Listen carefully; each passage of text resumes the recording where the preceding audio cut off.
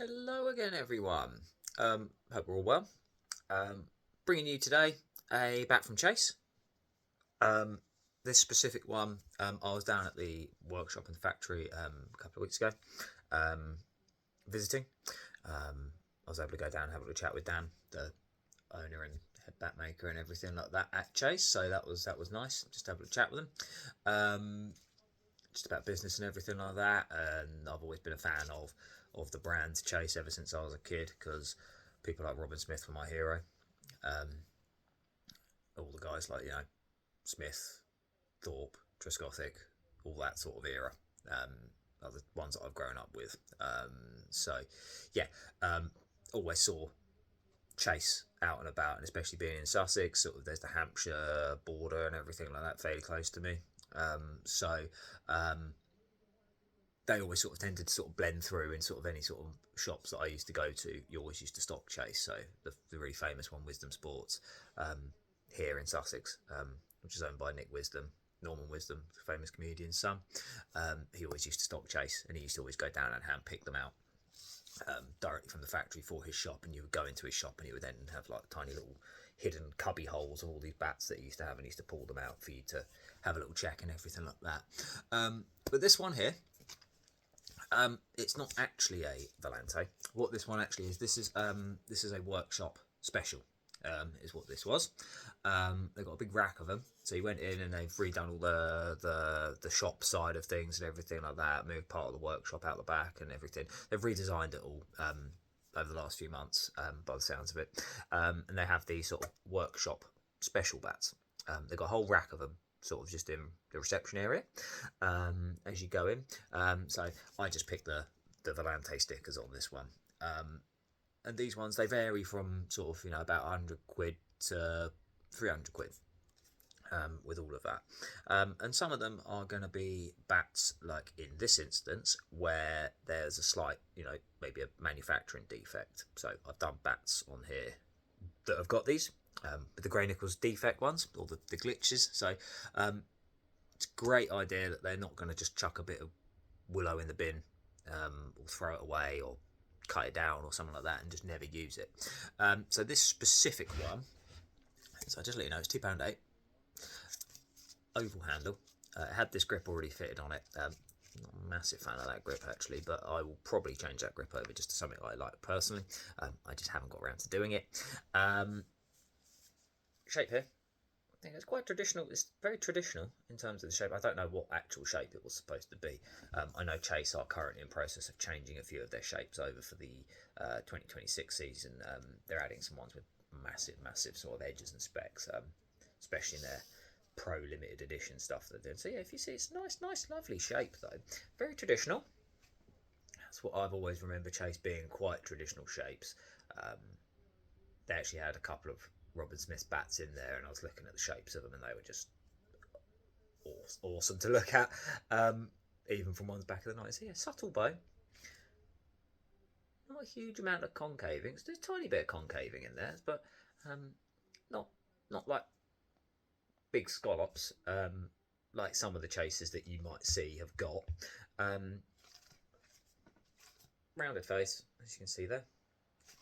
Branded toe guard, which I think is quite classy.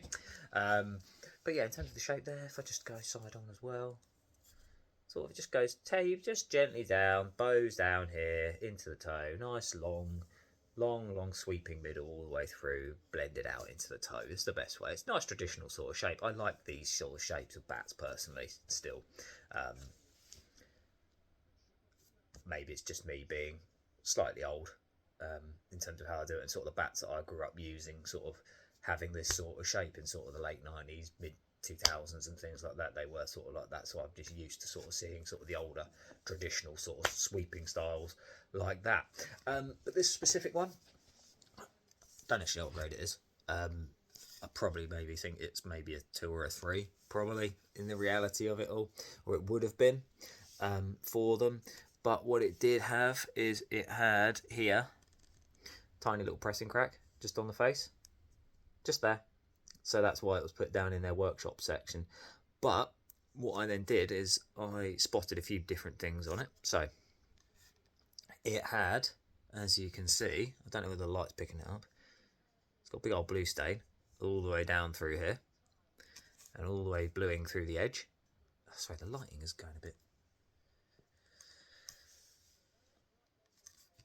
Oh, it's glare. Let me just try. There we go. That's a bit better. So you can see it just through here and then through the edge, just because of the shiny cover and everything like that I've put on it, or it's got on it. So there you go, and you can see it all the way back through the edge, just about. But basically, there's a big blue stain just sort of through this what will be my inside edge. There you go. You can see it through there, and that then goes all the way around the back as well, and down into the toe behind the chase. There you go. You can just about see it there. So found that, and then it then had a it's got a cat's paw in it as well. So I spotted a cat's paw on the front. So it's just there. Oh, what's going on with the camera? Sorry guys. Little cat's paw and a bit of blend and marbling just in there. But there's a cat's paw just under the part of the scuff sheet here. So and they absolutely go when you see a cat's paw on a bat. So it's just a sort of marking on the willow. Can't remember what actually causes it to do that. I'd have to double check. But let's just show you. As I said, £2.8, oval, semi-oval. Well, probably I'd say more oval than semi-oval, but it is a semi-oval handle. Picked up really well. It's really light, as you would expect with 2.8. Bouncing the ball on it. There we go. Ooh. Good hands here.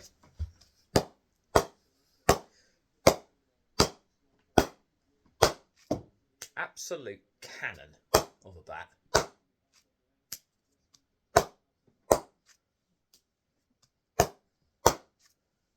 That's unreal. Look at that.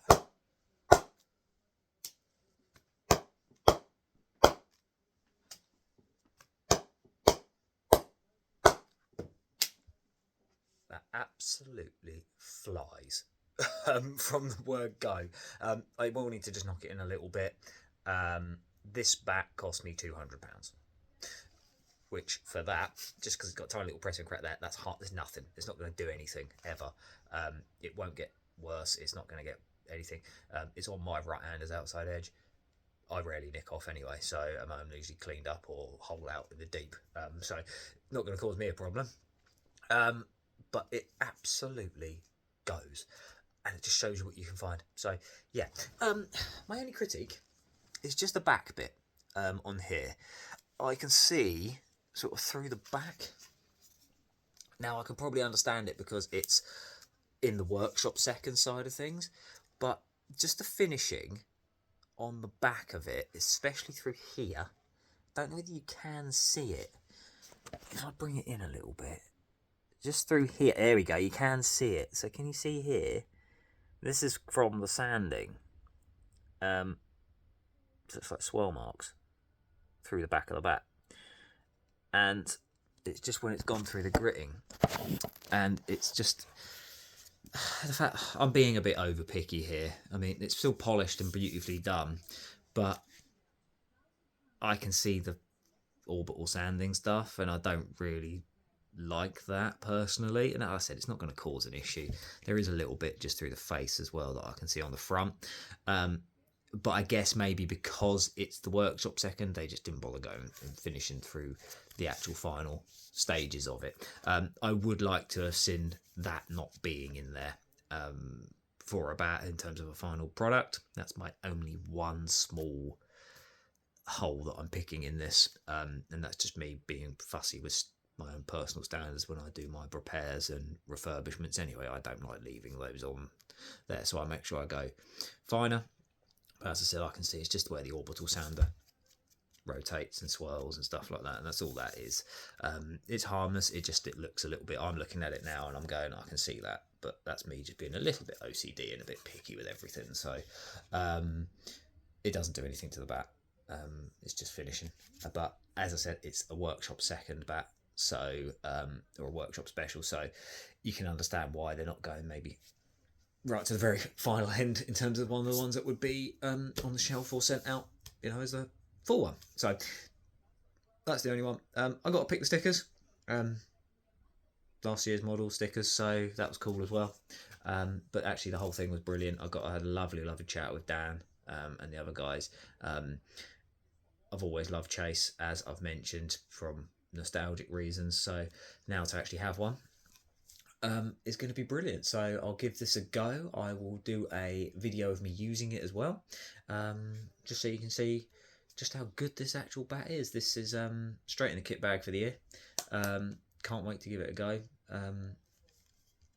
just because it's a rocket and it just picks up and it just sits nicely. It's perfect for sort of, I love the way it sort of sits and feels. So yeah, Chase, they're legendary brand. It's their 30th year this year in the business. Obviously Robin Smith founded it. May he rest in peace. He's one of my personal absolute all-time heroes. So it was lovely to go down and actually chat with them about him for a little bit. I even suggested to them doing a re-releasing the 175 as a special for him, limited run, limited run of 30 bats, all numbered up and everything like that. I'll definitely have one of those straight away if it was a re-release with the classic retro stickers on. So yeah, that was Chase. Cheers guys, I'll get this all loaded up later, and yeah, thanks for all your support so far. I've just gone past over 100 subscribers with all of this, so yeah, means a lot. Any other companies out there that want to sort of maybe get some reviews done, I'll always review honest and openly with it. More than happy to pop up, visit you, film some footage, film, pads, gloves, softs, all the other softs, bags, bats, shoes, everything. So I'll do the lot, clothing. So yeah, give me a shout if you see this on whatever format you see it, either it's Instagram, shorts and things like that, or however you find me, or even just on the YouTube side of things. But yeah, cheers guys, thanks.